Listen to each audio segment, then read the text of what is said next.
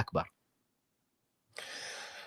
إن الحمد لله نحمده ونستعينه ونستغفره ونعوذ بالله من شرور أنفسنا ومن سيئات أعمالنا. من يهده الله فلا مضل له ومن يضلل فلا هادي له، وأشهد أن لا إله إلا الله وحده لا شريك له، وأشهد أن محمدا عبده ورسوله. أما بعد، السلام عليكم ورحمة الله وبركاته. Alhamdulillah, we praise and we thank Allah subhanahu wa ta'ala for granting us life and for allowing us to again be together here in this platform on the Straight Path Conference, hopefully benefiting from each and every one of our lectures and speakers.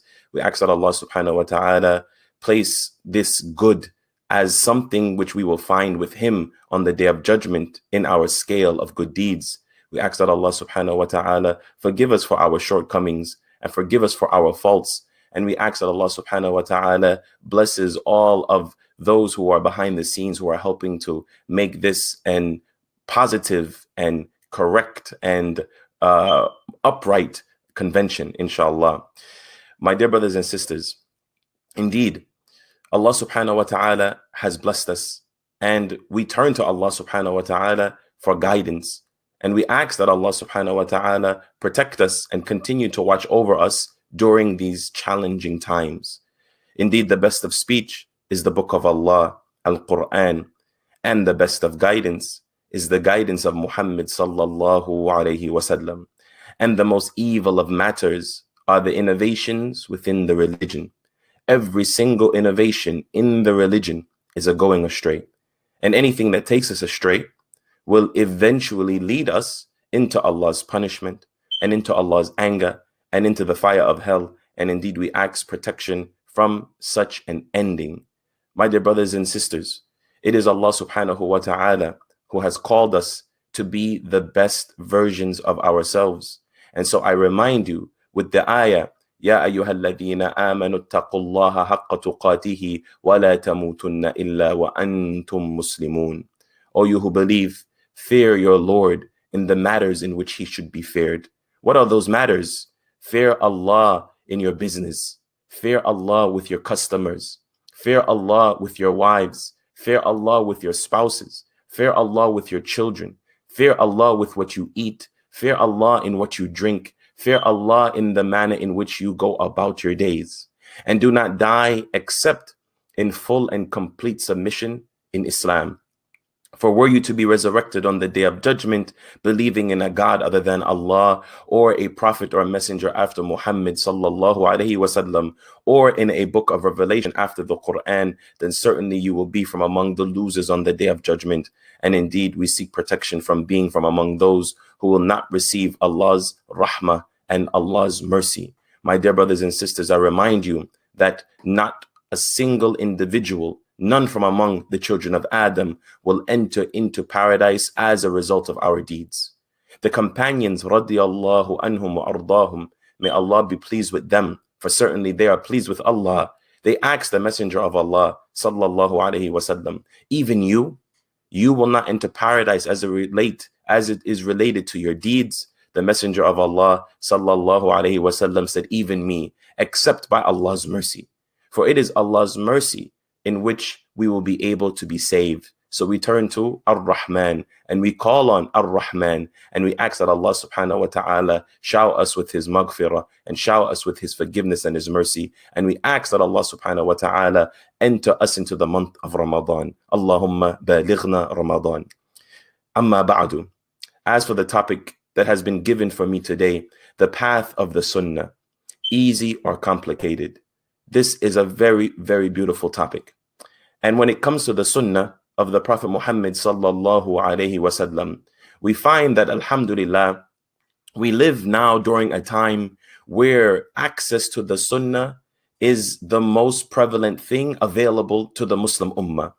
For certainly during the days of my parents and their parents, what they had with them, honestly, was only mostly access to the Quran. The Quran was translated and has been translated in English as well as other languages for many, many years. But the sunnah of the Prophet sallallahu alaihi wasallam, the translation of the books of hadith, this is actually a recent event. And so you find that my generation and those who are younger, we know so much more of the sunnah than our parents did. And this is the reality, right? Because the sunnah has been made available for us. And alhamdulillah, as it relates to our smartphones and other devices, we are able to access the sunnah at the blink of an eye. If we are entering the masjid and we are confused about an issue, or if we hear someone speaking about the sunnah or speaking on behalf of the sunnah, it is extremely easy for us to grab our smartphones and to search the issue and to discover what is closer to the sunnah or what is more correct. So we must thank Allah subhanahu wa ta'ala for allowing us to live during a time where we are able to practice so much from the sunnah of the Prophet Muhammad sallallahu alayhi wasallam. But as it comes to the sunnah of the Prophet salawatullahi wa salamuhu alayhi, may Allah subhanahu wa ta'ala send down his salah and salam upon him, Muhammad, Habibina wa Shafi'ina, our beloved and the one who will intercede on our behalf. There are several viewpoints by which we should look at the sunnah and examine the sunnah. And I want to focus first on what Allah subhanahu wa ta'ala says about the sunnah of the Prophet sallallahu alaihi wasallam, or shall I say specifically about obedience to the Messenger of Allah sallallahu alaihi wasallam. When we look in the Quran, we see in the 4th chapter of the Quran, Allah subhanahu wa ta'ala, he says, بَعْدَ أَعُوذُ بِاللَّهِ مِنَ الشَّيْطَانِ الرَّجِيمِ, after seeking protection with Allah from the accursed devil, Allah subhanahu wa ta'ala says, وَمَن يُطِعِ الرَّسُولَ فَقَدْ أَطَاعَ اللَّهَ. Allahu Akbar. And whosoever obeys the messenger, then certainly they have obeyed Allah. Again, and whosoever obeys the messenger has certainly obeyed Allah. So this is one of the viewpoints by which we should examine the sunnah and the way in which we should approach the sunnah. That is by knowing that obedience to the Messenger of Allah sallallahu alaihi wasallam, when it comes to the sunnah, is the way in which we show our obedience to Allah subhanahu wa ta'ala. For all of the commands that Allah encourages us, for all of the ways in which Allah encourages us to do good, is not only found within the Quran, but the commands of Allah and the prohibitions of Allah and the recommendations of Allah and the warnings of Allah is also found within the sunnah of the Prophet Muhammad sallallahu alaihi wasallam. So, if we want to be among the true abids, the true servants and worshippers of Allah, then perfection in obedience to Allah can only be attained through dedication and implementation of the sunnah of the Prophet Muhammad sallallahu alaihi wasallam. There is no individual who can say that they are obeying all of the commands of Allah if they choose a stance against the sunnah of the Prophet sallallahu alaihi wasallam. And you may be thinking to yourself, is there really people, or are there really people who have taken a stance away from the sunnah of the Messenger of Allah sallallahu alaihi wasallam? Certainly there are. You may not believe it, but there are a group of people who we call, or who call themselves al-Quraniyun or al-Quraniyin. They are those who follow the Quran and the Quran only. I remember I met such an individual during my years in college, and this brother, he was the parking lot attendant where I would park my car and then I would go to university. And obviously, the way that in which I carried myself, I identified as a Muslim at all times, right? And so this person, he said to me, I would like for you to check out this website and let me know what your thoughts are. You see, he already knew that his approach was something that was anti-establishment, that was against Ahl al-Sunnah wal-Jama'ah, because we are the people of Sunnah and we are the people of Jama'ah, the people who stick together. So the mere fact that he did not call me directly to his da'wah, instead, he sent me to a website, was showing that maybe he was up to something. And I say up to something because of the conclusion of our discussion. I remember that when I received this brother's website, I immediately sent the link to my wife. And I told her, listen, I'm very busy right now, and this brother wants me to check out this website. Can you check it out? And you just let me know if it's good or not. Because maybe the brother just wants to share some khair with me, some good with me. And I would just want to let him know that I didn't forget about him, that I didn't, crumble the paper up and throw it away, that I actually took the time to look at it. And so my wife, she writes me back and she says, oh, I looked at the site and everything looks normal.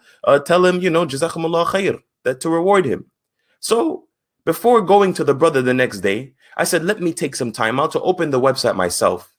And of course, when the website opened, it showed about the Quran and it showed about the miracles of the Quran, and it was emphasizing the Quran. And as I was searching through the tabs and the website was explaining what Islam was, I found no mention of the Sunnah of the Prophet Muhammad sallallahu alaihi wasallam at all. Instead, under certain tabs at the bottom of the pages, I found statements which were against the Sunnah of the Prophet sallallahu alaihi wasallam.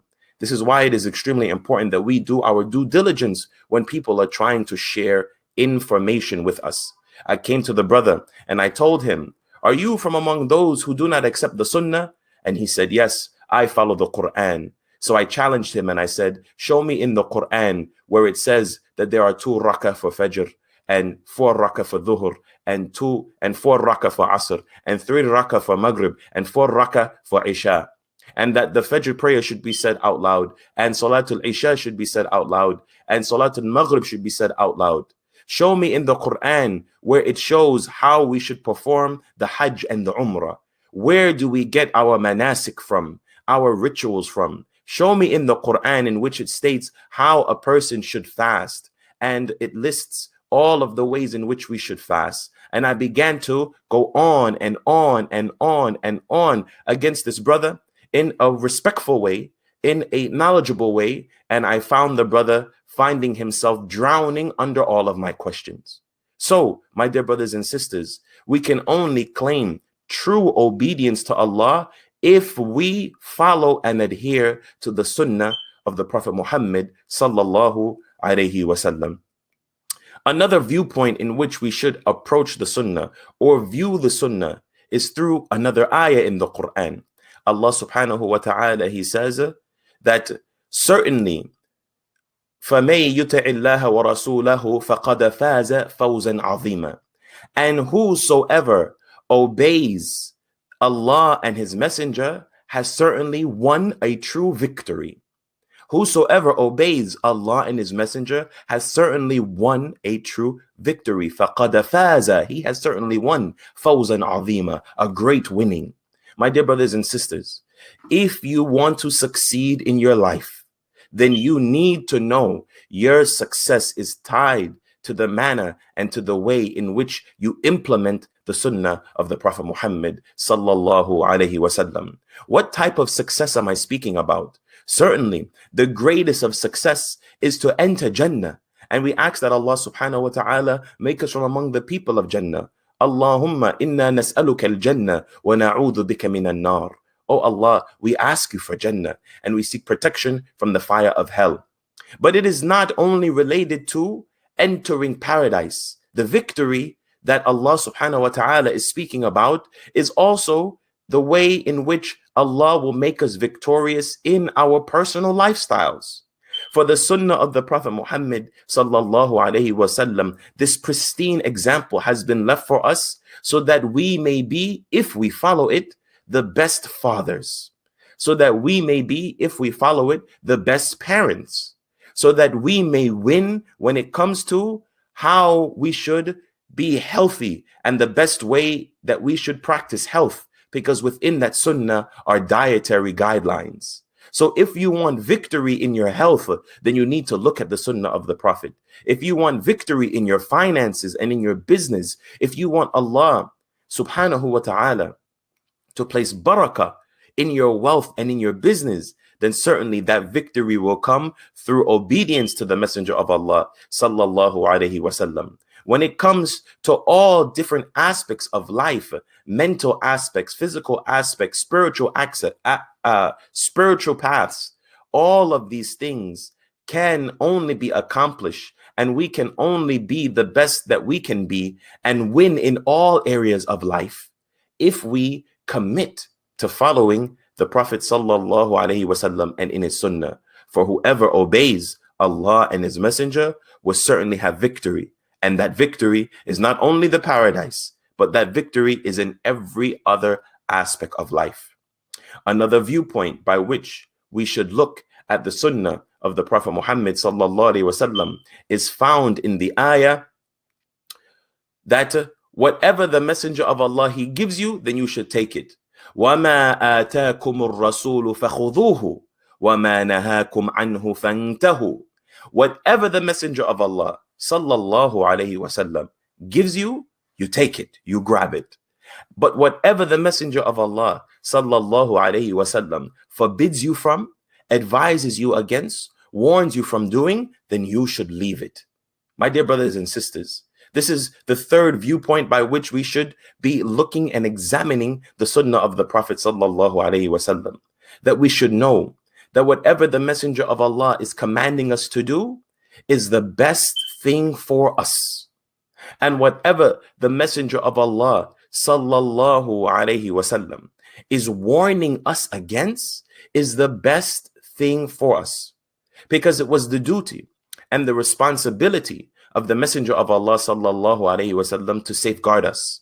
And even in the manner in which Allah subhanahu wa ta'ala raised the anbiya, the prophets, Allah subhanahu wa ta'ala azza wa jal, may Allah be glorified, he raised them in such a manner in which they would continually be alert for that which will harm us and will always be directing us to greener pastures, meaning to the path in which we should be successful.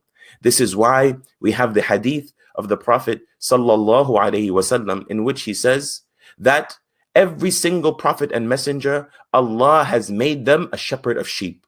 There is not a single prophet or messenger. So we are talking about Nuh alayhi salam and Yahya and Ibrahim and Sulaiman and Dawood and Yunus and all of the Anbiya, Musa and Harun, as well as our beloved Muhammad sallallahu alaihi wasallam. Allah has made all of them shepherds of sheep to create a level of responsibility within them before they attained prophethood and before they went into this role. Why sheep? Because unfortunately, although when we look at all of these motivational speakers, we see everyone encouraging us to be lions and that we are, aggressive and that we need to be leaders and that, we need to be the king of the jungle and everyone needs to inculcate such traits and behaviors. But the reality is that for the overwhelming majority of people in general, we are sheep. We are followers. We are imitating new fads and new styles, right? As the brother he was mentioning earlier of the fads of soccer t-shirts and jerseys as well. Here in the States, there are so many different fads and so many different phases. I remember when I was young, everyone was trying to have the yo-yo and doing tricks with the yo-yo, or they had the gigapet where they were feeding these fictional creatures and not feeding themselves or not even feeding their house cat and their pets and their goldfish, but they were feeding these gigapets, right? There was a time where people were wearing the goggles, the snow goggles. In the summertime, they're wearing these big snow goggles or different types of jackets, right? Subhanallah, there are so many different fads, so many different styles that people are trying to emulate. Why? Because the human being, for the most part, where you find within us is this sheepish mentality where we are trying to imitate everything that we see, right? And as well as the sheep, it is not a creature that recognizes when it is in danger. And so this is why every flock of sheep must have a shepherd. And what is the job of the shepherd? It is to guide that sheep, to greener pastures. This is what the Prophet Muhammad sallallahu alaihi wasallam was doing with us, with his ummah. He was guiding us to that which is correct, to that which is successful, to that which will benefit us, as well as the job of the shepherd is to consistently be on alert for enemies, to be on alert for dangers, to be on alert for paths in which some of his flock may be harmed or injured.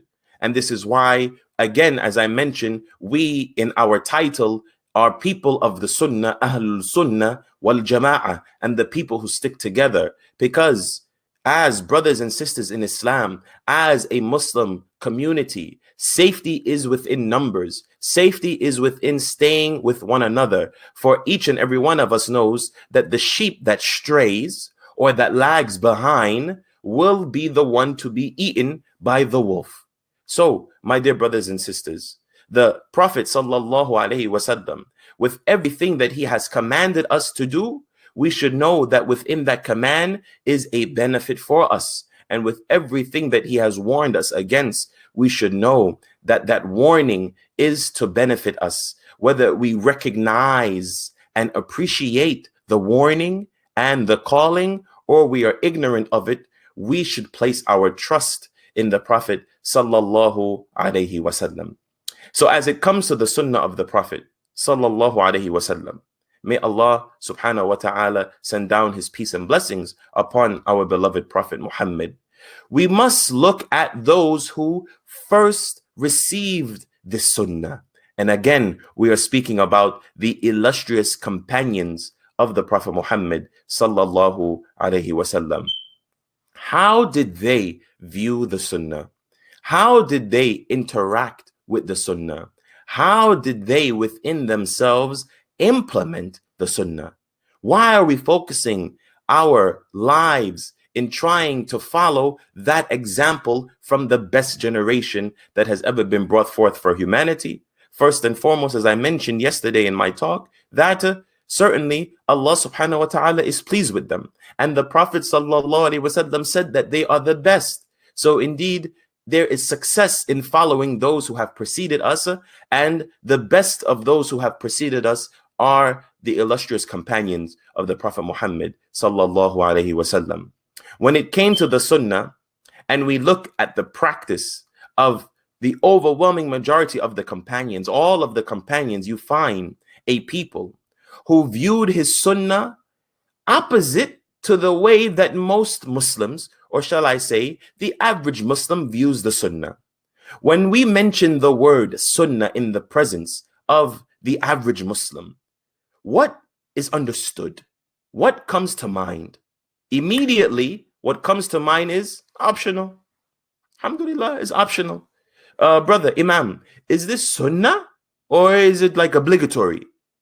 So when they mention this, what are they saying? They're saying that the sunnah in all cases is always that which is optional.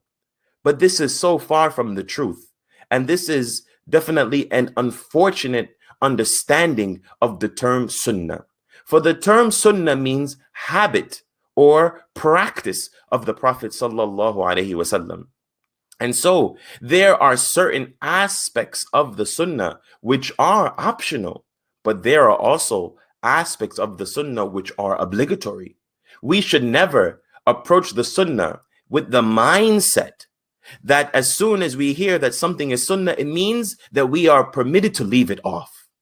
For when we look at the companions of the Prophet Muhammad sallallahu alaihi wasallam, we find a people who viewed the sunnah as something obligatory to practice upon themselves. Meaning, even if they did not believe that it was a fard or a wajib, that it was an obligation, they still strived to implement as much of it as possible. So their approach to the sunnah was one in which it appeared that they believed the sunnah to be obligatory. And this is what will give them success. And this is what has given them success. So you see the mindset of the companions and versus our mindset, unfortunately. They viewed the sunnah as something which must be implemented, which must be practiced, which will bring them the greatest benefit, while the majority of Muslims today view the sunnah as something which is optional, something, unfortunately, which can be left off. When we look for examples from among the companions, we find that these companions, they not only viewed the sunnah as something which should be practiced and implemented, but they went beyond the sunnah. What does that mean? How does one go beyond the sunnah? By viewing and looking at every single action from the Prophet sallallahu alaihi wasallam and wanting and striving to emulate it. My dear brothers and sisters, from among them, one of the most illustrious companions when it comes to following the sunnah of the Prophet Muhammad sallallahu alaihi wasallam is that of Abdullah ibn Umar radiyallahu anhu. May Allah subhanahu wa ta'ala be pleased with him, and may Allah be pleased with his father, Umar ibn al-Khattab. We find that Abdullah ibn Umar was a person who held on to the sunnah as much as he could and implemented more than that. For example, it was once reported that Abdullah ibn Umar was traveling with a group of his companions, a group of students, while performing the Umrah. And at one time, he stopped his camel in one specific place, came off of his camel, and stood. And after some time had passed, he mounted his animal, the camel, and then began to move. His students, they said, "Ya Abdullah bin Umar, radiallahu anhu, what is it that made you stop in this place here and come off of your camel and just stand there for a moment of time? Is there some benefit? Is there some hadith? Did the Messenger of Allah sallallahu alaihi wasallam say something? Did Allah's Messenger mention something?" What was the statement of Abdullah ibn Umar radiallahu anhu? He said, no, the Messenger of Allah sallallahu alaihi wasallam did not mention any particular virtue in stopping and standing in that place, except I remember that we were once traveling with the Messenger of Allah, and he stopped his camel in that exact spot, and he came off and stood for some time and then mounted his camel again and began moving. Subhanallah. Look at the hirs. Look at the way in which the companions viewed the actions of the Prophet sallallahu alaihi wasallam. They viewed our beloved. My dear brothers and sisters, there is no human being whom, if you emulate them, if you imitate them, that their imitation will bring you closer to Allah and closer to being successful.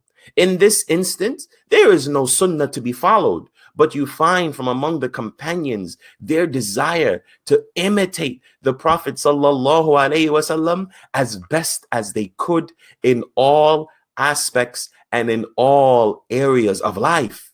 This is something that we must do as well. And this is something that we should be practicing in and of ourselves.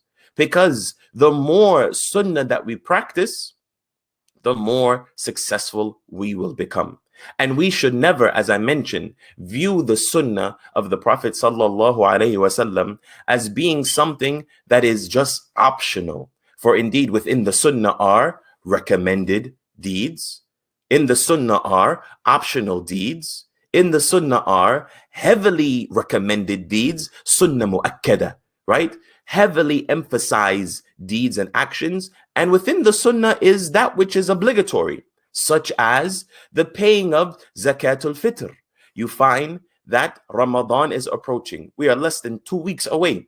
And we ask Allah subhanahu wa ta'ala to grant us life, to enter into the month of Ramadan, to fast its days and to pray its nights, and to celebrate its Eid together. Allahumma ameen, Allahumma ameen, Allahumma ameen. But we find at the conclusion of Ramadan, we, the Muslims, every single individual is striving to do what? To pay their zakatul fitr.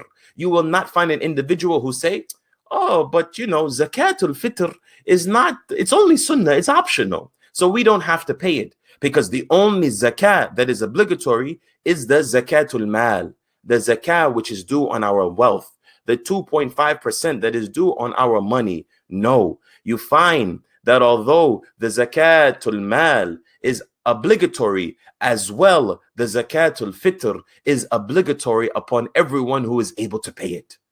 How do we know that zakatul fitr is obligatory? We find that within the sunnah of the Prophet Muhammad sallallahu alaihi wasallam. And were we to examine the Quran from cover to cover, we would not find any ayah which is encouraging us to pay the zakatul fitr, and that it should be 1 sa'ah for each person in our household, and a sa'ah are 4 mud. I remember that at the conclusion of Ramadan, everyone is going to be reviewing these aspects. How much should be paid per household, and whether that should be paid in wealth or whether that should be paid in food items. So my dear brothers and sisters, again, when we look at the way in which the companions viewed the sunnah of the Prophet Muhammad sallallahu alaihi wasallam, they viewed it as something which should be strived to be emulated in all aspects of life, as if it was an obligation, while we oftentimes view it as optional. But I hope that you now understand that there are certain aspects of the sunnah which are optional, recommended, heavily recommended, as well as obligatory. My dear brothers and sisters, I have said so much about the sunnah of the Prophet Muhammad sallallahu alaihi wasallam, but I want you to ask yourselves, what exactly is the sunnah to begin with? There are some who think the hadith of the Prophet sallallahu alaihi wasallam, the ahadith, the statements of the Prophet sallallahu alaihi wasallam, those texts that we find in Sahih Bukhari and in Sahih Muslim and in the Sunan of Imam Majah and the Sunan of Abu Dawood and the Sunan of Imam At-Tirmidhi and the Muwatta of Imam Malik and the Sunan of Imam Ahmed and the Sunan of and the Mustadrak, all of these different books of hadith, they say that is the sunnah. My dear brothers and sisters, the hadith oftentimes is referred to and viewed at as the sunnah, meaning these words are interchangeable. They say, yes, we practice the hadith or we practice the sunnah. Early in our Islamic history were people who called themselves Ahlul Hadith, the people of hadith. Why?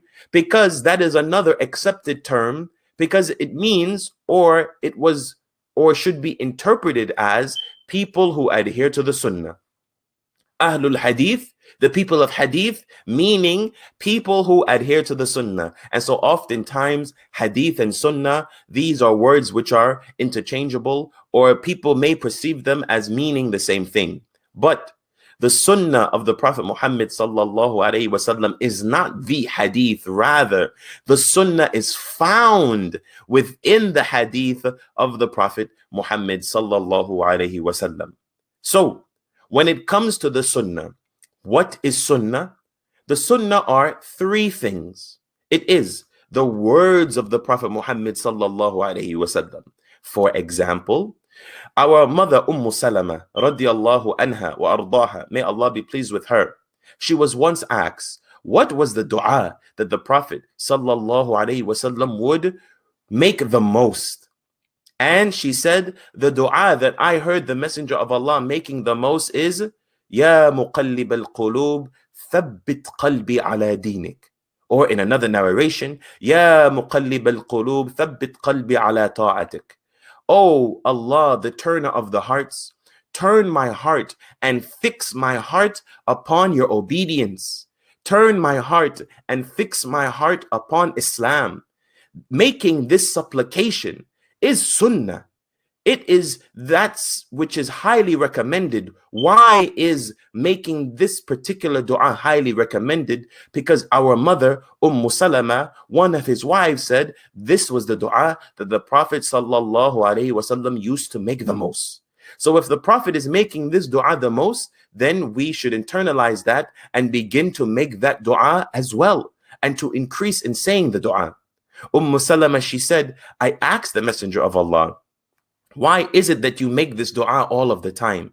And the Prophet sallallahu alaihi wasallam said, Ya Salamata, إنه ليس آدمي إلا وقلبه بين أسبوعين من أصاعب الله فمن شاء أقام ومن شاء أزاغ. The Prophet sallallahu alaihi wasallam, he said, "O Salama, don't you know that all of the hearts, meaning from the children of Adam, meaning you and me, are between two of the fingers of the most merciful? If Allah wills, He makes it straight. He makes it steadfast. And if Allah wills, He sends those hearts astray." So I turn to Allah and I make this supplication, Ya muqallib al-qulub, thabbit qalbi ala dinik. Oh, the one who turns the hearts, make my heart firm upon your religion. So the sunnah is found in the words of the Prophet sallallahu alaihi wasallam, as well as the sunnah is the actions of the Prophet sallallahu alaihi wasallam. From among his actions is the manner in which he prayed, is the manner in which he established the salah. An example of this is the night prayer of the Prophet sallallahu alaihi wasallam. Unfortunately, you find that the majority of the ummah only engages in night prayer during the month of Ramadan. But when we look at the example of the Prophet sallallahu alaihi wasallam, we find that he always engaged in the night prayer and he never abandoned it. So again, the night prayer is that which is highly recommended for us to establish within our lives. Now I know that there are some of you who are in school and there are some of you who are working and you are extremely busy, but no matter what level of education you are on, or no matter what employment you on, I know for sure that you at least have at least 1 day off of work or 2 days off of work. On those nights, we should stand up and we should pray a little bit of the night. This is the sunnah of the Prophet sallallahu alaihi wasallam. Although the night prayer is not an obligation, it is something that should be performed because our Nabi Muhammad sallallahu alaihi wasallam used to perform it to the extent that his feet would become swollen and would become cracked. And when our mother Aisha radiyallahu anha wa ardaha asked the Prophet, why is it that you are praying so much, even though your past and your future sins and mistakes have been forgiven already? What did the Prophet sallallahu alaihi wasallam say? أَفَلَا أَكُونَ عَبْدًا شَكُورًا. Should I not be a thankful servant that Allah subhanahu wa ta'ala has already pardoned my sins? My dear brothers and sisters, the Messenger of Allah, all of his mistakes have been pardoned, and yet he was one who wanted to show thanks through performing the night prayer. So what about me and you? We have no guarantee that our sins and mistakes and shortcomings have been forgiven. Why are we not taking advantage of the night prayer and emulating the Prophet sallallahu alaihi wasallam? Allah subhanahu wa ta'ala says, لَقَدْ كَانَ لَكُمْ فِي رَسُولِ اللَّهِ أُسْوَةٌ حَسَنَةٌ. And certainly in the Messenger of Allah is the most excellent example for you. So we should be emulating that example. So as I mentioned, the sunnah of the Prophet is found in his words. The sunnah of the Prophet is found in his actions. And the sunnah of the Prophet is the approvals of the Prophet sallallahu alaihi wasallam. And we should know that when it comes to the approval, that the approvals are of two types. They are the verbal approvals or the silent approvals. So sometimes matters and issue would be brought before the Messenger of Allah and he would remain silent, meaning he has approved of that action. For example, or there are sunnah in which is, or there are actions which are brought before the Prophet sallallahu alaihi wasallam and he verbally approves of it. So for example, we have the hadith in which after the Fajr prayer, the Prophet sallallahu alaihi wasallam, he turned to Bilal and he said, I have heard your footsteps in Jannah ahead of mine. Subhanallah, radiyallahu anhu wa arahu. This is Bilal ibn Rabah. He said, Ya Bilal, what is it that you are doing from the good deeds? Because I have heard your footsteps in paradise. Subhanallah, what is it that you are doing? Bilal ibn Rabah, radiyallahu anhu, he said that there is no greater deed after accepting Islam that I am doing, except that whenever I break my wudu, I immediately renew it, and then I go and I pray as much as possible. Listen to what Bilal radiallahu anhu, he said, whenever I break my wudu, whether in the night or the daytime, I get up, I renew that wudu, and then I pray sunnah as much as I desire. I pray nafil prayer from the nawafil, extra prayers, 2 rakah, and then 2 rakah, and then 2 rakah, whatever Allah has decreed for me. Do you know what that means? That means throughout the day, when he loses his wudu, Bilal does not like to be not in a state of wudu. He constantly wants to be in a state of purification. So he immediately goes and renews his wudu. This is something questionable. Should we be imitating this? Anytime we lose our wudu, we immediately go and we renew it? Bilal, he mentioned this in front of the Prophet sallallahu alaihi wasallam, and the Prophet did not say, Bilal, this is too hard. Bilal, don't do this. He silently approved of such action. As well, Bilal, he mentioned that whether the night or the day, that he would go and renew the wudu if he broke it, meaning while sleeping. When you wake up from sleep in the middle of the night, as most of us do, we toss and return. When Bilal would wake, he knew what? His wudu has been broken, because sleep, particularly deep sleep, breaks the wudu. So he would get up out of his comfortable bed, if we can call the bed at that time in 7th century Arabia comfortable, and he would go and renew the wudu, whether at night or by day, and do the sunnah. This is an example of the Prophet ﷺ silently approving the action of Bilal ibn Rabah radiallahu anhu. So we know that this is also permissible for us, as well as there are countless examples of the Prophet verbally approving actions which were performed or in which he was informed of in front of him.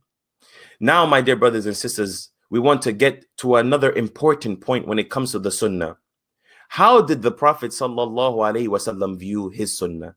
I mentioned earlier what Allah subhanahu wa ta'ala said to us as it relates to obeying and following the Messenger of Allah.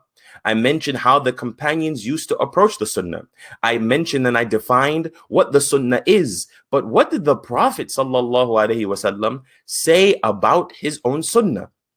We have many ahadith. From among them, we have the hadith of the Prophet ﷺ in which he said, فَمَنْ رَغِبَ عَنْ سُنَّتِي فَلَيْسَ مِنِّي.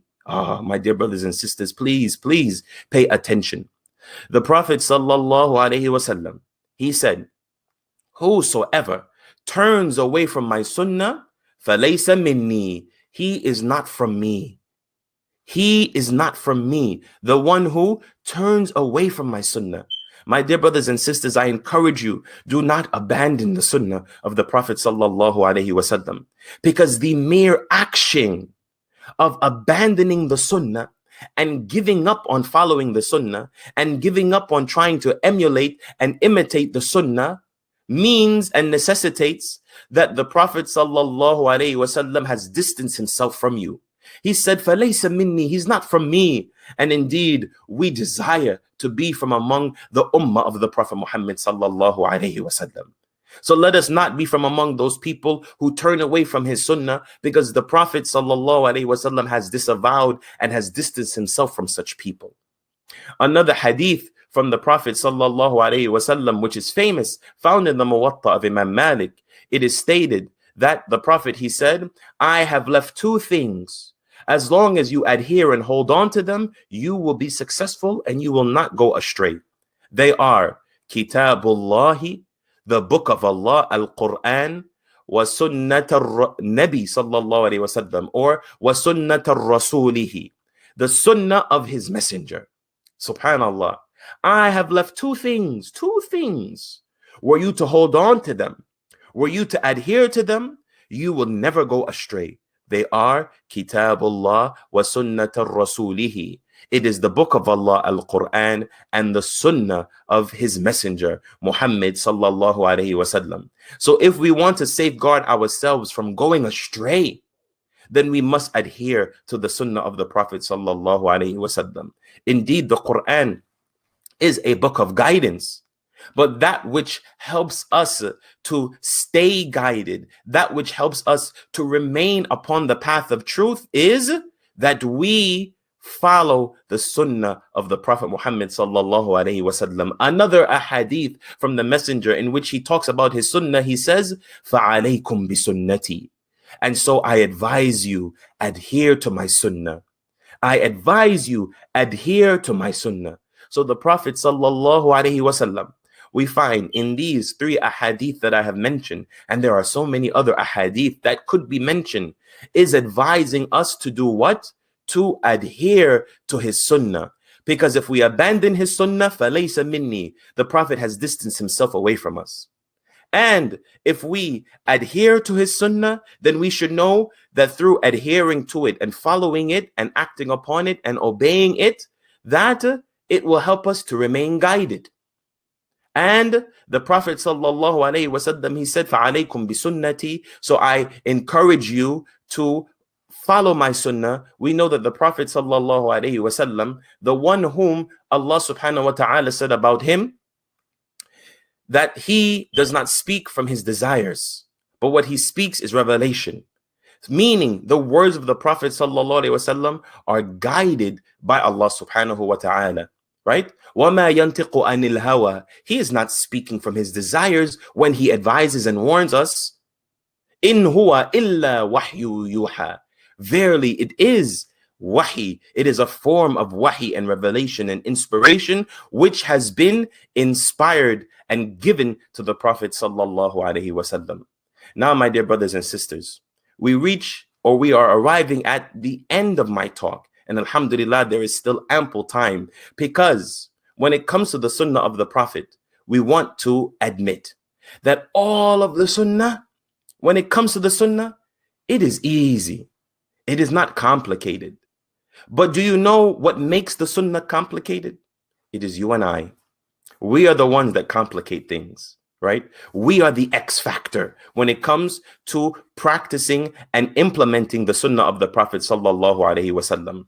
Allah subhanahu wa ta'ala, he says in the Quran, يُرِيدُ اللَّهُ بِكُمُ الْيُسْرِ وَلَا يُرِيدُ بِكُمُ الْعُسْرِ, that Allah only intends ease for you. He does not intend difficulty.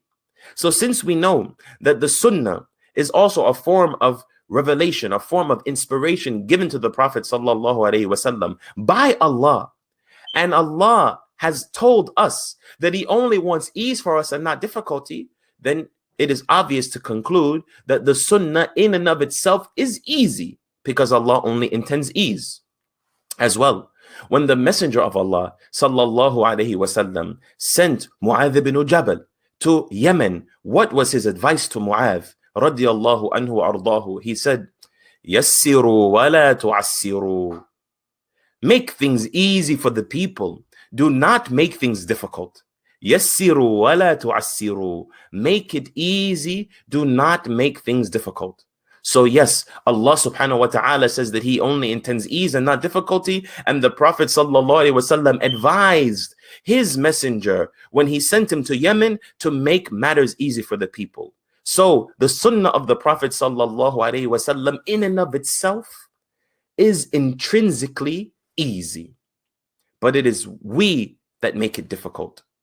And there are 5 ways in which we make it difficult. Please, if you do not have notes, then you need to start taking the notes. As the brother mentioned, I know my sisters are writing and they are exchanging their pens, and the brothers are sitting there looking into the camera, calm and cool. Brothers, hurry and grab a pen and begin to write.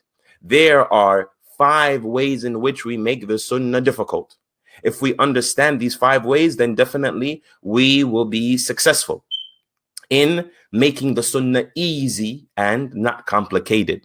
The first is that we should not make the sunnah difficult by trying to do everything at once. Listen to me.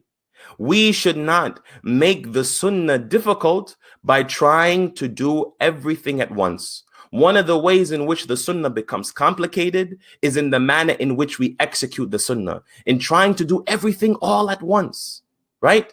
That is overload. A person who is not used to practicing so much of the sunnah, if they make the intention, tomorrow I'm going to implement the sunnah from beginning to end, I'm going to carry with me the book Fortress of the Muslim. As soon as I wake up, I will make the dua. As soon as I step into the bathroom, I'll make the dua. As soon as I come out of the bathroom, I'll make the dua. When I put on my clothes, I'll make the dua. Before I eat my food, before I leave my home, when I get in my car, when I get on the job, when I return home, all of these things I'm going to implement it. And I'm going to do all of the sunnah salah. And I'm going to do everything that the Messenger of Allah commanded. And then guess what happens by the end of the day? Exhaustion. Oh boy, so much sunnah, so much sunnah. And then they begin to leave it off bit by bit by bit. Instead, let us commit to practicing portions of the sunnah consistently. This is why our mother Aisha radiallahu anha wa ardaha, she said that it is better for you to start something small which you are persistent upon than to try to do everything all at once, try to do big things and that you abandon them. It is always better to do something small, but to be consistent in the way in which we are practicing it. The second way in which we oftentimes make the sunnah difficult is that we are not balanced in the way in which we approach the sunnah. So the first way was what? Do not make the sunnah difficult by trying to do everything at once. The second way is that we should be balanced in the way in which we approach the sunnah. And when I say that we should be balanced in the way in which we approach the sunnah, I am specifically speaking about not sacrificing a fard to establish a sunnah. Do not sacrifice an obligatory deed to establish a sunnah. Yesterday, I was speaking with my wife and I said to her, do you know any examples that I could share with the people for not abandoning or not leaving off a fard just to establish a sunnah? And she turned and she said to me, yes, I have an idea that a person should not do the sunnah of marrying a second wife or a third wife and abandon his first wife, which is a fard upon him. I think you should encourage the brothers this, right? Do not pick up the sunnah of marrying the second or the third at the expense of the first wife, which is the obligation. Subhanallah. I said, Subhanallah, is this, are you giving me this advice or this is advice for the people at the straight path? Alhamdulillahi Rabbil Alameen. But I had to remind her that certainly marriage in and of itself is not an obligation. So this example doesn't really fit because it is not an obligation for us to get married. We have great scholars of the past who never married. It is not fard to get married. So this example must be abandoning a fard to establish a sunnah. While in fact, my wife, to a certain extent, she was on the right track. Because once you get married, now you have an obligation of responsibility to your wife, right? Allah subhanahu wa ta'ala says in the Quran, الرِّجَالُ قَوَّامُونَ عَلَى النِّسَاءِ, that the men are responsible for the women, responsible to protect them, responsible financially, responsible as being the head of the household. There is an obligation upon our shoulders that we spend on our wives and that we spend our time with our wives and we spend from our wealth on our wives. So she was correct in the sense that once you do get married, you have an obligation to provide for your wife. And you should not pick up the second or the third, which is a sunnah, which is a recommendation, if you are not going to be able to give them equal rights when it comes to time and when it comes to spending. So may Allah subhanahu wa ta'ala bless her for this advice, for indeed it is a good advice. Another example of not establishing a sunnah at the expense of an obligation is that there are some who strive every day to do the sunnah rawatib, meaning those sunnah prayers connected to the obligatory prayers. And so you find that an individual, he will miss Fajr with it, which is an obligation, because he stood up all night praying the Qiyamul Layl. He's praying the night prayer. Ya akhi, what is the point if you're going to stand the whole night praying the night prayer just to sleep through the Fajr prayer? When indeed during the time of Fajr, this is the time in which the angels, they shift. The angels were writing everything that you did up until Fajr, and then they go up and new angels come down and they stay with you again. My brothers and sisters, imagine the angels recording for you, mashallah, this brother has stood up and he has prayed a third of the night. And then when it comes to the fard, he is sleeping and in as-samawat as-sabi'. He's in the seventh heaven sleeping and snoring.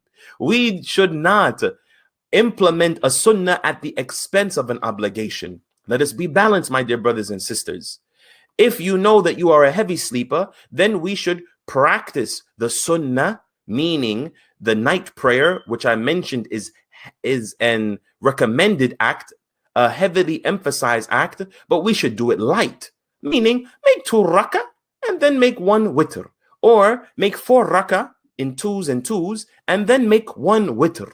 We should do it light. We should read from Juz Amma, the smaller portions of the Quran, or the smaller surahs, so that we may have the strength to wake up and to pray the Fajr. This is why Abu Hurairah radiallahu anhu, he said that Awsani Khalili, my close intimate friend, he advised me 3 things. Who was he speaking about? Rasulullah sallallahu alayhi wasallam. From the 3 things that he advised, one of them was to pray the witr early. Why? The commentators of hadith, they tell us that Abu Hurairah radiallahu anhu, that he was a heavy sleeper. And so when the Prophet advised him to make the witr, make the night prayer earlier, it means that after you have prayed Salatul Isha and after you perform the 2 sunnah of Salatul Isha, that is the time in which you should start praying the night prayer. You don't have to wake up in the last third of the night if you know that you are a heavy sleeper and you would sleep through Fajr. Pray it immediately after Isha and get your rest, because the obligation of establishing the fard prayers is far greater than praying the sunnah prayers. The third advice, or the third way in which we make the sunnah complicated, is that we need to make sure that what we are practicing is the sunnah. There are so many people who are struggling with actions and deeds. They believe that it is a sunnah and they find it difficult, but they are making it difficult upon themselves, while the reality is it is not the sunnah. An example of this is found in some of our brothers from the Sufiya, in which they have this tradition of making or saying a wird. Wird is a type of dhikr that they make after Fajr and after Maghrib, on Thursdays, on Fridays, and you find that they spend hours and hours and hours chanting or repeating this wird. And so I remember during my time in Senegal, I asked one of these brothers from this tariqah, this group, how does one become a Sufi in this manner? And he grabbed the dhikr beads and he says, this is the answer. And then he began to tell me that after Fajr, every morning I had to say 100 times La ilaha illallah, and 100 times Allahumma salli ala Muhammad wa ala ali Muhammad, and 100 times this, and 100 times that, and 100 times this. And I said, subhanallah, the dhikr of Allah is extremely virtuous. But akhi, this is sa'ab, this is extremely difficult. And this has not been established by the Prophet sallallahu alaihi wasallam. Imagine an individual feeling sinful and feeling a heavy level of burden upon his shoulders because he is trying to make this dhikr every single morning. And after Maghrib on Thursdays, which is the night of Jumu'ah, he stays in the masjid for 2-3 hours making dhikr in jama'ah. He or she may begin to think, this sunnah is difficult, while the reality is it isn't a sunnah. So the way in which we can ensure that the sunnah is not complicated is by ensuring that what we are performing is the sunnah. This is why during the talk of Dr. Ibrahim Nuh, when he was asked, how do we know that what we are practicing is zuhud? He mentioned, hafidhahullah, may Allah preserve him, that we should be reading about the Prophet and his companions so that we know what we are practicing is actual zuhud, or aspects of zuhud, piety. Similarly, when it comes to the sunnah of the Prophet, we should be reading and verifying everything that we are acting upon. Because whosoever introduces into this affair of ours, as the Prophet ﷺ said, something which is new, it will be rejected of him. Number 4 is that we should know and focus our why. If we want to make the sunnah easy for us, then we should always be focused on why we are doing it and the reward we are getting. That will help us to make it more easy and not seem burdensome. For example, the person who wants to do extra fasting, we are in the month of Sha'ban and we should be fasting extra. When he fasts, although fast is a physical difficulty, he should remember his why. And that the Prophet ﷺ said, whosoever fasts one day for the sake of Allah, Allah will distance his face away from the fire of hell the distance of 70 years. For each day that you fast for Allah subhanahu wa ta'ala, focus on your why, and that will help you to be motivated. And last but not least is that we should recognize that not a single individual from amongst us is able to perform all of the sunnah and embody all of the sunnah, except Rasulullah sallallahu alaihi wasallam. The sunnah will seem to be complicated if you are burdening yourself by trying to do all of the sunnah and then abandoning all of it because you are unable to achieve that level of perfection. My dear brothers and sisters, I have just one last example. When it comes to all of the sunnah, sometimes that which appears to be the easiest is the most difficult. And the greatest example that I can think of in this moment are those who want to use the miswak.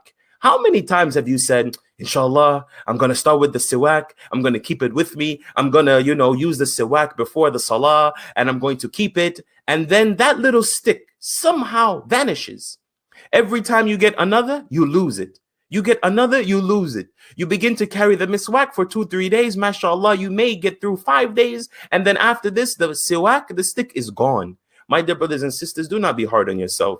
Realize that the mere attempt to practice all of the sunnah is rewarding in and of itself. And the mere intention that you are trying to get closer to Allah, that you are trying to get the victory of Allah in your lives, that you are trying to show your obedience to Allah, and most importantly, that you are trying to attain the love of Allah. I end with the ayah. Allah subhanahu wa ta'ala mentions in the Quran that in kuntum tuhibbun Allah fattabi'uni yuhibbukum Allah wa yaghfir lakum dhunubakum. Tell them, O Muhammad sallallahu alayhi wasallam, if you truly love Allah, then follow me. Meaning, follow the messenger of Allah sallallahu alayhi wasallam. Yuhibbukum Allah. Allah will love you and will forgive you for your sins. With that, we end. Subhanakallahumma wa bihamdik. Ashhadu an la ilaha illa ant. Astaghfiruka wa atubu. لا تحسب أن الدين بعيد عن حب وحياة وبهجرك للدين ستحيا تعشق ما قلبك يهوى أو أن الأيام ستحلو وترى الدنيا شط نجاة دينك بحر من آمال شط لجميل الأحلام ليس الدين كما تخشاه ذا ممنوع ذاك حرام فالإسلام جميل حقا هذا ليس هو الإسلام كل أوامره تهدينا وتنادينا للخير ينهانا عن كل طريق يأخذنا نحو الشر فالله رحيم وحليم يدعو دوما للبر كل أوامره تهدينا وتنادينا للخير ينهانا عن كل طريق يأخذنا نحو الشر فالله رحيم وحليم يدعو دوما للبر كل أوامره تهدينا وتنادينا للخير ينهانا عن كل طريق يأخذنا نحو الشر فالله رحيم وحليم يدعو دوما للبر